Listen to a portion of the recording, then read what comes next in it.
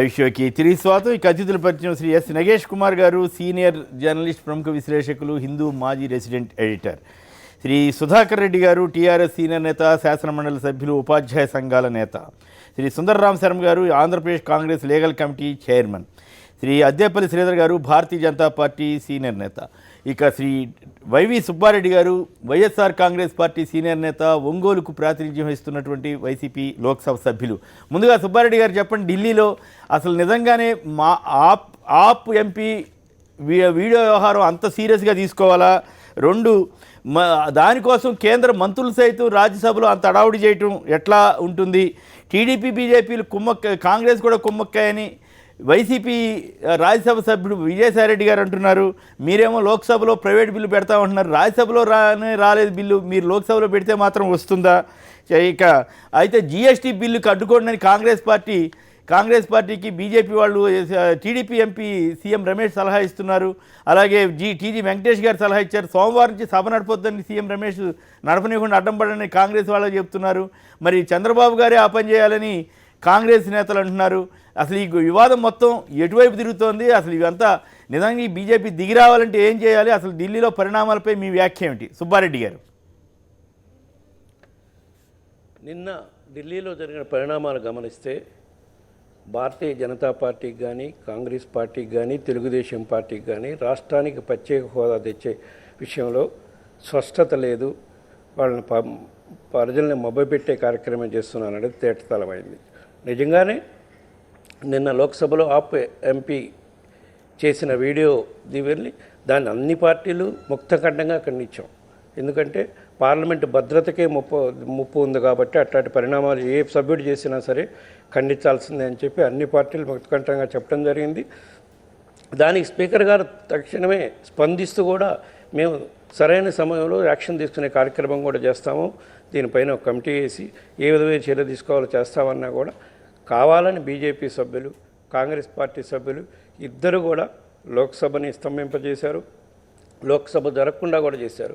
అదేవిధంగా రాజ్యసభలో కూడా ఇద్దరు పార్టీలు, ముఖ్యంగా కాంగ్రెస్ పార్టీ వెళ్ళలోకి వెళ్లాల్సిన అవసరం ఏందండి? ప్రైవేట్ మెంబర్స్ బిల్లు మూవ్ చేసిన కాంగ్రెస్ పార్టీ.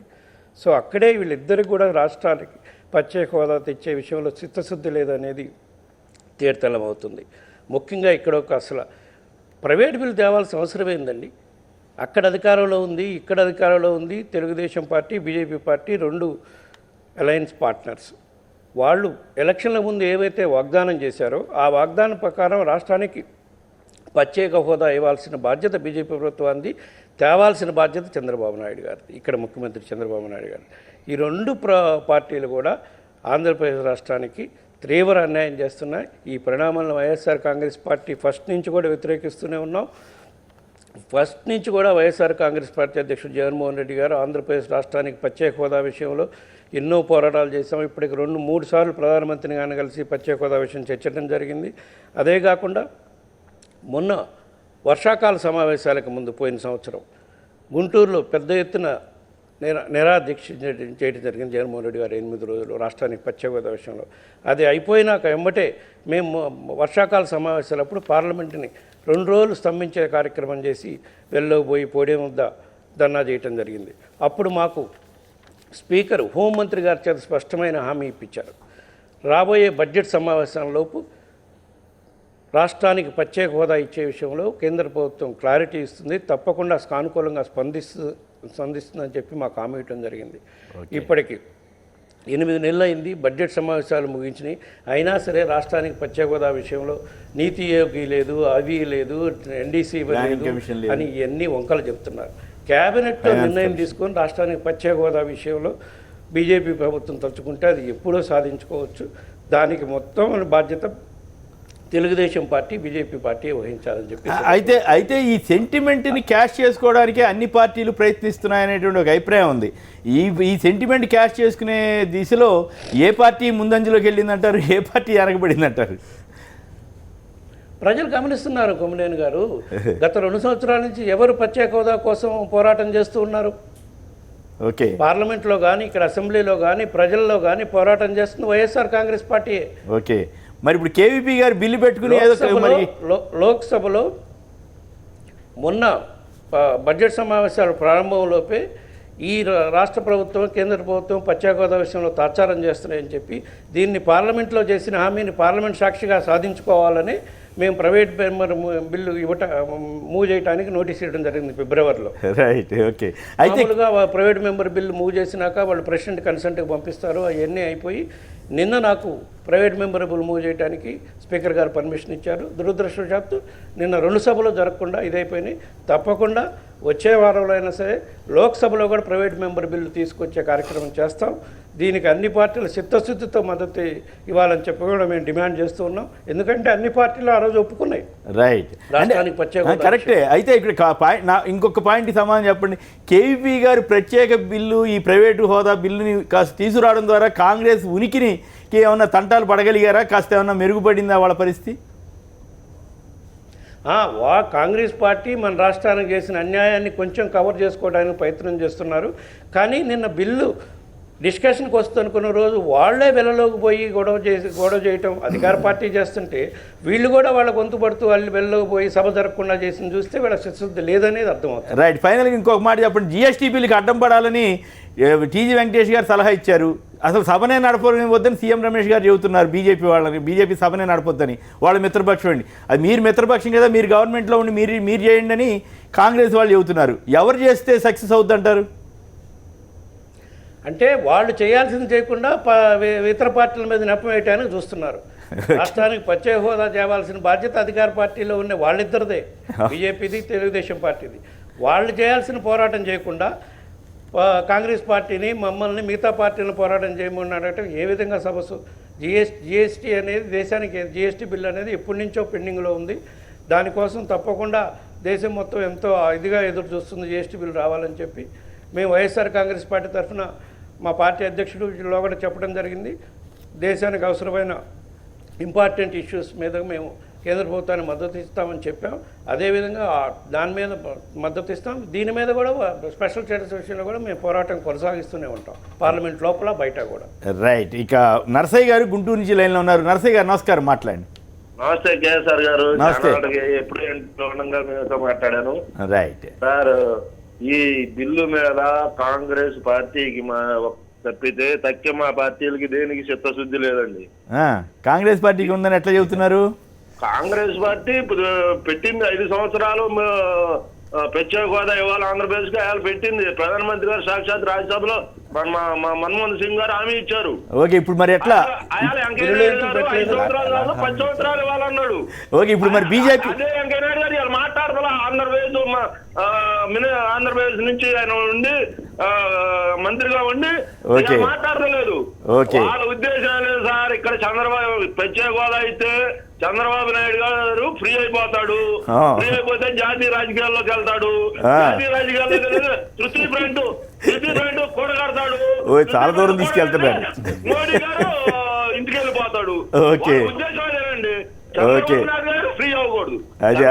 సో మీరు చాలా దూరం తీసుకెళ్లారు రాజకీయాలను అయితే మొత్తం మీద. రైట్, నగేష్ గారు చెప్పండి. ఆయన చెప్పటం కానీ ఈ మొత్తం పరిణామ క్రమం మీద ఇప్పుడు నేను అనేక ప్రశ్నలు సంధించాను.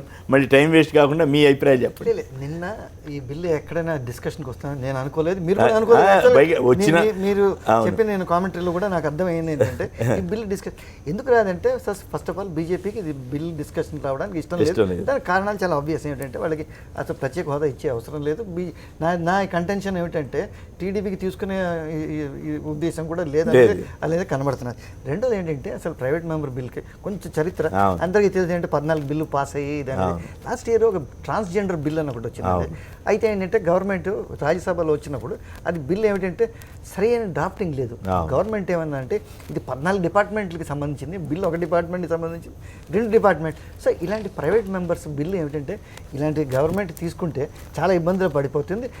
ఈ బిల్లు ఒకవేళ పాస్ అయినా కూడా లెటర్ చేసి లోక్సభకి రాష్ట్రపతి సైన్ చేస్తారండి. ఇది ఎందుకైతే ఈ బిల్లు ఏముంది, ఆ హామీని అమలు చేయాలనే బిల్లు రాష్ట్రపతి అయినా కూడా బీజేపీ మంత్రులు కూడా వెళ్ళి ధర్నా చేయాల్సిన అవసరం వచ్చింది. ఇదే అయ్యేది కాదు పోయేది కాదు తెలుసు కదా. ఒక నైతికంగా కాంగ్రెస్ పార్టీ తంటాలు పడుతున్నమాట వాస్తవం కావచ్చు. నిన్న ఒక ప్రశ్న ఏమని వచ్చిందంటే లోక్సభ మెంబర్ చేసిన విషయం రాజ్యసభలో ఇంతసేపు డిస్కషన్ ఎందుకు చేస్తారని. బట్ అది కాదు, గందరగోళం గందరగోళం చేశారు. గందరగోళం ఎవరు చేశారు? హర్షమ్రీత్ కౌర్ బాదల్ అని ఆవిడ మంత్రి ఆవిడ కూడా ఏంటంటే బయటికి తన సీట్ నుంచి బయటకు వచ్చి చేశారు.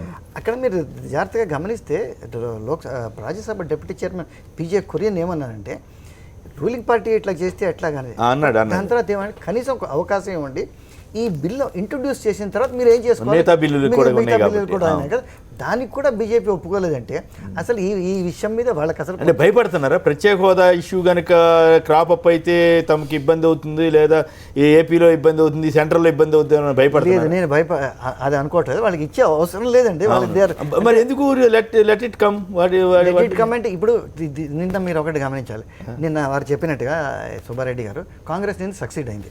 ఏంటంటే ఈ ఇష్యూ బ్యాక్ బర్నర్లో వెళ్ళిపోయింది. మళ్ళీ 3 రోజుల నుంచి డిస్కషన్ ఎక్కడ అవుతున్నా నేను అనుకోవడం చాలా మటుకు డిస్కషన్ సరే, పాలిటిక్స్లో discussion is the essence of democracy. But ఈ డిస్కషన్తో ఏమైంది, కాంగ్రెస్ మధ్యలో తెర మీదకి వచ్చింది.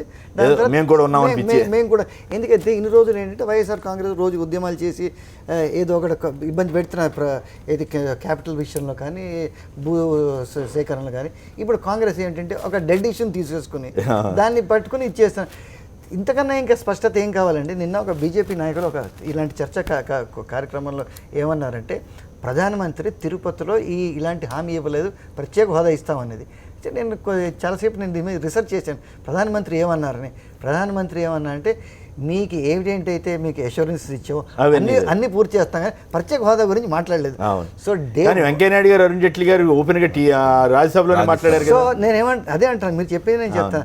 రాజ్యసభలో స్పష్టంగా 3 కేంద్ర మంత్రులు జయంత్ సిన్హా, అరుణ్ జైట్లీ, చౌదరి ముగ్గురు ఏమన్నారంటే మేము ప్రత్యేక హోదా ఇచ్చేది లేదని. అప్పుడేమో డిమాండ్ చేశారు. ఎందుకంటే లాస్ట్ బడ్జెట్ సెషన్లో స్పష్టంగా చెప్పారు కదా ఏంటంటే ఇవ్వమని. సాధ్యం కాదు 14th ఫైనాన్స్ కమిషన్గా అయితే. బట్ నా ఇష్యూ ఇంకోటి, అసలు జాగ్రత్తగా మనం ఏపీ రీఆర్గనైజేషన్ యాక్ట్లో చూస్తే ఈ ప్రత్యేక హోదా ఒక్క నిమిషం పక్కన పెట్టండి, ఇవి చాలా రాజకీయాలు జరుగుతున్నాయి. అసలు చట్టంలో ఏమిటంటున్నాయి, చట్టంలో ఏంటంటే 13th షెడ్యూల్లోని ఫస్ట్ పాయింట్ ఏమున్నాయంటే ఒక 12 ఎడ్యుకేషనల్ ఇన్స్టిట్యూషన్స్ ఐఐటి, ఐఐఎం, ఐఐసిఆర్ ఇంకేమున్నాయి అసలు ఒక్కటెక్కడ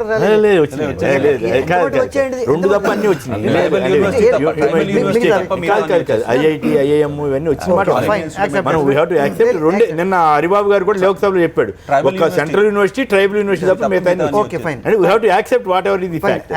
రెండోది మిగతా రైల్వే జోన్ ఉంది, అది రాలి ఒక డజన్ ఉన్నాయండి. ఫీజిబిలిటీ స్టడీ చాలా మటుకు ఏమున్నాయంటే 6 నెలల లోపల మీరు ఏంటంటే ఆ 6 months from the appointed day you have to complete the feasibility study for railways. అసలు 6 months ఏమిటి, 6 months అయిపోయి 6 months అయిపోయినా కూడా ఈ ఫీజిబిలిటీ స్టడీ లేదు. సో కేంద్రం అసలు ఆంధ్రప్రదేశ్కి ఏం చేయదలుచుకుంది ప్రత్యేక హోదా కాకుండా అనేది అది చెప్పాలి. అది ప్రత్యేక హోదా అయితే నేను అనుకోవడం it's a dead letter issue, దాంట్లో ఇంకేమీ లేదు. సుధాకర్ రెడ్డి గారు, కొమ్మినేని గారు మొన్న వెంకయ్య నాయుడు గారు మాట్లాడారు, నిన్న గందరగోళం జరిగింది. ఈ రెండింటిని పరిశీలించినట్టయితే ఏ పార్టీకి కూడా ప్రత్యేక హోదా కావాలనే చిత్తశుద్ధి మాత్రం ఎవరికి లేదన్నట్టుగా స్పష్టమవుతుంది. ఎందుకంటే కాంగ్రెస్ ఎందుకు చేసింది, కేవీపీ రామచంద్రరావు ప్రైవేట్ బిల్ ఎందుకు పెట్టిండంటే ఎందుకంటే చట్టమే అవసరం లేదు, ఎందుకంటే గతంలో హామీ ఇచ్చింది కాబట్టి క్యాబినెట్ తీర్మానంతో సరిపోతుండే. కానీ కావాలని ప్రైవేట్ బిల్లు తీసుకొచ్చుట్లేంది, మేము కూడా ఉన్నాం చూడండి అని అనటానికి. కాబట్టి ఎవరి ప్రయత్నం వారు రాజకీయం చేసినట్టు ప్రయత్నం చేస్తూ వచ్చారు. అదేవిధంగా నిన్న తెలుగుదేశం వాళ్ళు ఆ విధంగా మాట్లాడిన చూస్తున్నట్టయితే మాత్రం బీజేపీతో మొదలే అనిపించుకున్నట్టున్నారు. ఈ విషయంలో మేము కొద్దిగా గొడవ చేస్తాం కాబట్టి మీరు ఏమనుకోండి, ఎందుకంటే మనకు ఆంధ్రప్రదేశ్లో మనకు మ్యాచ్ ఫిక్సింగ్, ఎందుకంటే ఆంధ్రప్రదేశ్లో మనకు ఇవాళ వైఎస్ఆర్సీపీని తట్టుకోవాలంటే ఇటువంటి జిమిక్స్ చేయక తప్పది.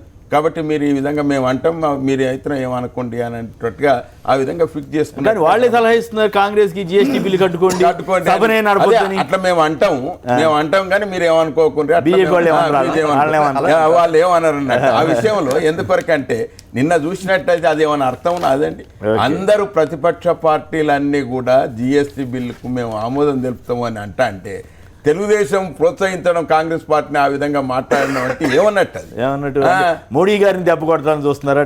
ఆ విధంగా దెబ్బ కొట్టేటువంటి సాహసం వీళ్ళకు ఉన్నదా? మళ్ళీ మ్యాచ్ ఫిక్సింగ్ అంతే కదా. ఏదైనా కానీ ఇలా కేంద్ర సహకారం లేకుండా ఏది జరగదు, రాష్ట్రాలు అభివృద్ధి జరిగేటువంటి ఒక ప్రశ్నే ఉత్పన్నం కాదు. కాబట్టి ఆ రకమైనటువంటి వ్యాఖ్యలతోటి ఏం ఒరిగేది లేదు, ప్రజలను తికమక పెట్టుడే తప్ప Right. ఆ రకమైనటువంటి ఒక ధోరణి మాత్రం సరి అయింది కాదు మా ఉద్దేశంలో మాత్రం. ఎందుకంటే ఇవాళ కాంగ్రెస్ కానీ నేచురల్గా వాళ్ళకి అవసరం అండి. ఆంధ్రప్రదేశ్లో మేము కూడా కొంత ప్రయత్నం చేస్తున్నాము అని చెప్పుకోవడానికి ఇంతవరకు. ఎందుకంటే వాళ్ళు ఒక్క సీట్ లేదా ఎక్కడన్నా మాట్లాడదామని అంటే కేవలం ఇక్కడ ప్రైవేట్ బిల్లు పెట్టుడు తప్ప ఇంకా వేరే గత్యంతరం లేదు. కాబట్టి ఈ రకంగా కొద్దిగా వాళ్ళు మేము కూడా ఉన్నామని చెప్పుకోవడానికి ప్రయత్నం చేశారు. కాబట్టి తెలుగుదేశం వాళ్ళ వ్యాఖ్యలు చూస్తే మాత్రం ఆయన రమేష్ గారు ఒక తీరుగా మాట్లాడతారు, చౌదరి గారు ఒక తీరుగా మాట్లాడతారు, అక్కడ బిహేవ్ చేసేటువంటిది ఒక తీరుగా ఉంటుంది. కాబట్టి అందుకొరకే ఎవరికి కూడా స్పష్టత లేదు ఈ బిల్లు మీద. స్పష్టత ఉంది, దేని మీద ఉందంటే స్పష్టత ఇవ్వకూడదు అన్న దాని మీద అదే అంటున్నాను, స్పష్టత ఆ విధంగా వాళ్ళు ఇదంతా ఓ రకమైనటువంటి డ్రామా ఆడినట్టుగానే తెలుస్తుంది తప్ప ఇంకేం లేదు. కరెక్ట్. ఇక డల్లాస్ నుంచి ఉదయ్ గారు లైన్లో ఉన్నారు. ఉదయ్ గారు నమస్కారం, మాట్లాడండి. నమస్కారం అండి అందరికి. ఇంకో రకంగా ఆలోచిస్తే ఒకవేళ స్పెషల్ స్టేటస్ గానీ వీళ్ళందరూ సాధిస్తే కాంగ్రెస్ వలన అప్పుడు ఏమవుతుంది, ఇన్వెస్టర్స్ ఉత్తరాంధ్రకు పోతారు, లేకపోతే రాయలసీమకు పోతారు. ఈ అమరావతి అన్నది అంత హిట్ అవ్వదు అప్పుడు. ఎందుకంటే 10 లక్షలకి ఎకరాలు దొరుకుతాయి. కానీ బై ఇంటెన్షన్ ఈ స్పెషల్ స్టేటస్ కి వెన్నుపోటు పొడిస్తే ఎవరు లాభపడతారు? అమరావతి రీజన్ లాభపడుతుంది, సిఆర్డిఏ బాగుపడుతుంది. సో డెఫినెట్ గా ఇది కిల్ చేయాల్సిన బిల్లు టీడీపీకి. కిల్ చేస్తే ఏంటి, ఇంకా మా రాష్ట్రంలో ఇంకా ఎంప్లాయ్మెంట్ ఓన్లీ సిఆర్డిఏకే వస్తుంది. ఈ కడపకి 32,000 acres డీనోటిఫై చేసిన ల్యాండ్ ఇక్కడేమో ఇచ్చుకొని అక్కడేమో అడవులు పెంచుకోవడం, ఇవన్నీ చూస్తూ ఉంటే they want confine development only in one reason. అంటే ఊరు బయట ఏమో దళితులు అప్పట్లో హరిజనులు ఎలా ఉండేవారో, ఔటర్ రింగ్ రోడ్ బయట ఏమో ఈ స్లమ్ డెవలప్మెంట్ చేసుకుంటారు, ఇన్నర్ డెవలప్మెంట్ ఏమో సిఆర్డిఏ బాగా బలిసున్న వాళ్ళు ఉంటారా? ఎక్కడ న్యాయమో? అప్పుల్లో మిగతా రాష్ట్ర ప్రజల్ని ముంచేసి వీళ్ళేమో సోకులు చేసుకుంటారా? What are we trying to do? అప్పు అంటే ఇక్కడ తీసుకుని వచ్చి రాష్ట్ర ప్రజలు నుదిటేమో అప్పు రాసి వీళ్ళేమో ఈ ధనాన్ని తీసుకుని కట్టుకుంటారా? ఏం కాకపోతే you're putting the rest of the people in to depth. ఇక్కడ ఇస్తామన్న ఈ అధికారాలు ఇవ్వకుండా, ఇది ఇస్తామన్న స్పెషల్ స్టేటస్ సాధించకుండా అప్పుల్లో ముంచేసి they are trying to get 7% FRBM. ఎప్పుడు పోతాడా? FRBM ఎప్పుడు పెంచుకుందామని ఎదురు చూస్తుంది. That is the ultimate point. ఆవేశంగా ఉన్నారు రాజన్ ఇవ్వలేదు. ఓకే ఉదయ్ గారు, మీరు బాగా ఆవేశంగా ఉన్నారు. బట్ అయినా కూడా మీ దాంట్లో కొంత అర్థవంతమైనటువంటి విషయాలు ఉన్నాయి. ఆ విషయాల్ని పాలకులు గమనించకపోతే అది వాళ్ళకే నష్టం అనే సంగతి కూడా మీరు డైరెక్ట్ గానే చెప్తున్నారు. కయ్యూం గారు గుంటూరు నుంచి లైన్లో ఉన్నారు. కయ్యూం గారు నమస్కారం, మాట్లాడండి. నమస్తే సార్. నమస్తే, మాట్లాడండి.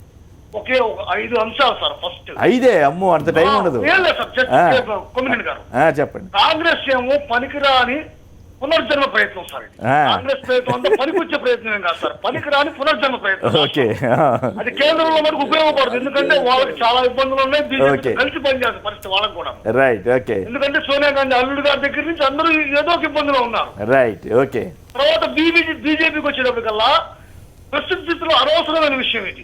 ఓకే. మళ్ళీ పక్క రాష్ట్రాలు లేదా ఎన్నికలు జరిగే రాష్ట్రాల్లో కొత్త గురి పెట్టుకున్నట్టుగా వారు భావిస్తూ దీన్ని నాట్య ధోరణి. ఫాస్ట్ చెప్పండి. సార్ టీడీపీ బీజేపీకి వచ్చేటప్పటికల్లా బీజేపీని ఏ రకంగానూ అడ్డుకోలేని దుస్థితి. గట్టపీఠాల నుంచి తప్పించుకోవడానికి కానీ, నేటి కొత్త పీఠాలు అంటే మన రేవంత్ రెడ్డి గారు వాళ్ళ గారు ఈ తప్పిదాల నుంచి తప్పించుకోవాలంటే బీజేపీ గొడుగు ఖచ్చితంగా కావాలి వాళ్ళకి. ఓకే. ఆ గొడుగుని వదిలేసి వచ్చి బయట పోరాడే శక్తి ఇప్పుడు ప్రస్తుతం ఉన్న టీడీపీకి లేదండి. ఓకే. లేదు కాబట్టి ప్రత్యేక హోదా గురించి గట్టిగా మాట్లాడమే కాదు కదా, అసలు దాని మీద నోరెత్తడానికి కూడాను అది అధ్యక్షుడికి భయం. నేను 40 సార్లు మాట్లాడా, 30 సార్లు మాట్లాడే నిరుపయోగం. తర్వాత వచ్చేకల్లా వైసీపీ అధినేత ఏమో వచ్చేకల్లా నేను అన్ని విధాలుగా మాట్లాడుతున్నాను సార్. వైసీపీ అధినేత గారు వచ్చినప్పుడు టీడీపీని విమర్శించడం తప్పిస్తే బీజేపీని పెద్దగా బలవంతం చేయలేకపోతున్నా. కారణం ఏంటంటే ఈ దేశంలో ఉన్న సిబిఐ కానీ వేరే ఇతర సమస్యలు కానీ కేంద్ర ఆధీనంలో ఉండటంతో నేను కొద్దిపాటి సమస్యల్లో ఉన్నా మళ్ళీ దాన్ని తిరగదోడుతూ నన్ను ఎక్కడ ఇబ్బంది పాలు చేస్తారనేది కేంద్రాన్ని పెద్ద ఒత్తిడి చేయకుండా సుబ్బారెడ్డి గారు ఇబ్బంది పడుతుంటే దాని వల్ల కూడా ప్రజలకు ప్రయోజనం కలగట్లేదు. ఒక్క నిమిషం సుబ్బారెడ్డి గారు సమాధానం చెప్తారా? సుబ్బారెడ్డి గారు సమాధానం కాదండి. ఇప్పుడు గత 2 సంవత్సరాల నుంచి రాష్ట్రంలో ప్రత్యేక హోదా కోసం కానివ్వండి, రైల్వే జోన్ కోసం కానివ్వండి పోరాటం చేస్తుంది ఒక్క వైఎస్ఆర్ కాంగ్రెస్ పార్టీ. మేము అట్లా భయపడి కేసుల గురించి భయపడే ఇదేమి లేదు. అది వారు చెప్పింది కరెక్ట్ కాదు. మేము ధర్నాలు సుబ్బారెడ్డి చేయటం గారు, కానీ నేను ఒక మాట రాష్ట్ర చెప్తాను. బంద్ చేయటం కానీ యనమల రామకృష్ణుడు గారు ఒక 15 రోజుల ముందుగా పోరాటం చేయటం కానీ సాక్షి పేపర్ని స్వాధీనం తెలుగుదేశం పార్టీ చేసేసుకుంటున్నామని తెల్లారి కాంగ్రెస్ పార్టీ ఒక 3 రోజులు కాంగ్రెస్ పార్టీ రైట్, ఓకే సరిపోతులే కయ్యూం గారు. చాటుకోవడం కోసం ప్రయత్నం చేస్తుందే కానీ రాష్ట్రానికి ప్రత్యేక హోదా గురించి చిత్తశుద్ధితో పనిచేస్తుంది వైఎస్ఆర్ కాంగ్రెస్ పార్టీ ఒక్కటే. Right, okay. సో శర్మ గారు మీరు మాట్లాడండి. ఏమిటి ఇదంతా కాంగ్రెస్ పార్టీ వాళ్ళు అసలు నిజంగా చిత్తశుద్ధి ఉంటే జీఎస్టీ బిల్లును అడ్డుకోమని టీడీపీ వాళ్ళు చెబుతున్నారు. అట్లాగే సభే సరిపోద్దని సీఎం రమేష్ గారు సలహా ఇస్తున్నారు. దానికి సిద్ధమవుతున్నారా? ఊరికే ఏదో ప్రైవేట్ బిల్లుతోటి కాలక్షేపం చేసి ఏదో ఉనికి చాటుకోవడానికి ప్రయత్నమా? అంటే మొదట అసలు ఈ ప్రత్యేక హోదా అనేటువంటిది మనకి ఎన్నికలు అయిపోయి ప్రభుత్వం ఏర్పడిన తర్వాత కోటి సంతకాల ఉద్యమంతో కానివ్వండి, పోలీస్ స్టేషన్లో కేసులతోటి కానివ్వండి, మొట్టమొదటిగా దీన్ని ప్రజల్లోకి తీసుకొచ్చింది కాంగ్రెస్ పార్టీ. తర్వాత తప్పనిసరిగా వైఎస్ఆర్సీపీ కానివ్వండి, సిపిఐ కానీ, సిపిఎం కానీ వీళ్ళందరూ కూడా దాని గురించి పోరాటం చేస్తున్నారు, ఇప్పటికీ చేస్తూ ఉన్నారు. నెంబర్ 2 వచ్చేసి వాళ్ళ జీఎస్టీ బిల్లు ఇవాళ ఏదైతే మా ప్రత్యేక హోదా గురించి ప్రైవేట్ బిల్లుని కేవీపీ గారు పెట్టారో దానికి వైఎస్ఆర్సీపీ కానివ్వండి, సిపిఐ కానీ, సిపిఎం అందరూ కూడా ఈవెన్ ఇంక్లూడింగ్ ఎన్సీపీ వీళ్ళందరూ కూడా మేము సపోర్ట్ చేస్తాము. ఆ రోజున నిన్న మేము మన ఢిల్లీలో ఉన్నప్పుడు వాళ్ళందరూ కూడా ఇదే చెప్పారు. ఆ రోజు మన్మోహన్ సింగ్ గారు అక్కడ చెప్పడం జరిగింది, పార్లమెంట్లో చెప్పడం జరిగింది. పార్లమెంట్లో చెప్పిందే కనుక చేయకపోయేటట్లయితే ఇంకా అసలు ఈ చట్టాలు ఎందుకు వస్తాయి అని చెప్పనని వాళ్ళు కూడా చెప్పడం జరిగింది. రెండోది ఇక తెలుగుదేశం పార్టీకి వచ్చేసరికల్లా ఏమవుతుందంటే వీళ్ళు ఎటు పక్కన కూడా డిసైడ్ చేసుకోలేనటువంటి పరిస్థితిలో ఉన్నారు. ఇప్పుడు నేను సీఎం రమేష్ గారు ఏమని చెప్తారు, మొట్టమొదటి ఏమని చెప్పారంటే వైఎస్ఆర్సీపీ క్లియర్గా చెప్పేశారు మేము సపోర్ట్ చేస్తాం ఈ బిల్లుకి అని. They are having some clarity, మేము సపోర్ట్ చేస్తామని. చంద్రబాబు గారి పార్టీకి వచ్చేసరికల్లా వాళ్ళు ఏం చెప్పారంటే మొదట అసలు ఓటింగ్కి రానియండి అప్పుడు చూస్తామన్నారు. అదే వాళ్ళు ఎన్ని కాంగ్రెస్ వాళ్ళు చెప్తున్నారని బాధపడుతున్నట్టుగా ఉంది వాళ్ళ మాటలన్నీ కూడా. అసలు ముందర రానివ్వండి చూస్తామని చెప్పన్నారు. ఆ తర్వాత వస్తుందని చెప్పనగానే సుజనా చౌదరి గారు అసలు దాంట్లో రాజ్యసభ ఇది కూడా చేసుకోండి, ఎందుకంటే ఆయన ఓటింగ్ ఉండదు, ఏది ఆయన మెంబర్ కింద ప్రమాణ స్వీకారం చెప్పితే ఓటింగే ఉండదు. అటువంటి ఆయన ఏం చెప్పారని చెప్పంటే వాళ్ళ కనుక వచ్చేటట్టయితే నేను ఓటింగ్కి వెళ్తాను అని చెప్పి అంటే ముందుగానే వాళ్ళందరికీ తెలుసు. నెంబర్ 1. నెంబర్ 2, నిన్న సీఎం రమేష్ గారు సభలో లేచామనంటారంటే ముందర ఆర్డర్లో పెట్టండి అంటారు. అసలు వీళ్ళు అధికారంలో ఉన్నారా ప్రతిపక్షంలో ఉన్నారా ప్రజలకు అర్థం కావట్లేదు. రెండోది జీఎస్టీ బిల్లును అడ్డుకోమని చెప్పని వీళ్ళు ఎట్లా చెప్తారండి? ప్రభుత్వంలో ఉన్నది ఎన్డీఏ గవర్నమెంట్, దాంట్లో భాగస్వామ్యంలో ఉన్నారు. బిల్లుల్ని పాస్ చేసుకోవటము అనేటువంటిది వీళ్ళ యొక్క బాధ్యత. ప్రతి బిల్లుని కూడా ఏ బిల్లునైనా పాస్ చేసుకోవాలనేటువంటిది వాళ్ళ బాధ్యత. అటువంటిది వీళ్ళు ఏమని అడుగుతారు, మీకు చిత్తశుద్ధి ఉంటే దాన్ని ఎగనెస్ట్ చేయండి అని చెప్పలేక. రెండోది ఇంకొకటి కూడా ఎక్కడ వస్తుందండి సార్, ఎంతసేపటికి రాజకీయం చేస్తున్నారని చెప్పని, లేకపోతే కాంగ్రెస్ పార్టీకి ఏమీ లేదని చెప్పని. ఇవాళ రోజున రాజకీయ పార్టీలు మాట్లాడాల్సిన మాటలు కాదు ఇవి.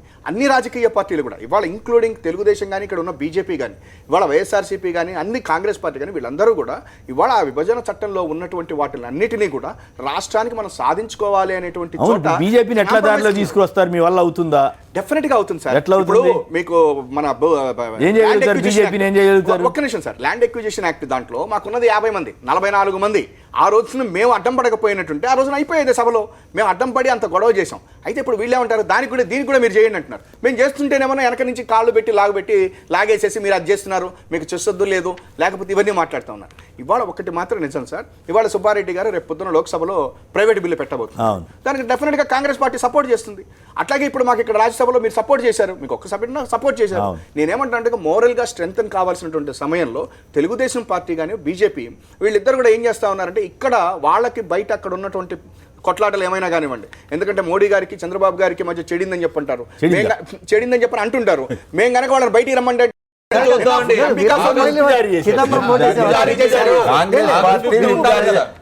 తెలుగుదేశం పార్టీ విప్ జారీ చేయలేదు కానీ కాంగ్రెస్ పార్టీ విప్ జారీ సార్, బీజేపీ కూడా జారీ చేసింది, విప్ జారీ చేసింది, రావద్దని విప్ జారీ చేసింది, సభకి రమ్మని దేనికి జారీ చేసింది? సభకు రమ్మన్నారు కానీ ఈ బిల్ గురించి కాదు, సభకు రమ్మన్నారు. అందుకనే కదా నగేష్ గారు, సుధాకర్ రెడ్డి గారు, శర్మ గారు, అద్దేపల్లి శ్రీధర్ గారు, వైవి సుబ్బారెడ్డి గారు అందరికి కూడా ధన్యవాదాలు. అనేక మంది మాట్లాడారు, వారికి కూడా కృతజ్ఞతలు. ఇది నేటి వార్తా విశ్లేషణ కార్యక్రమం. నమస్కారం.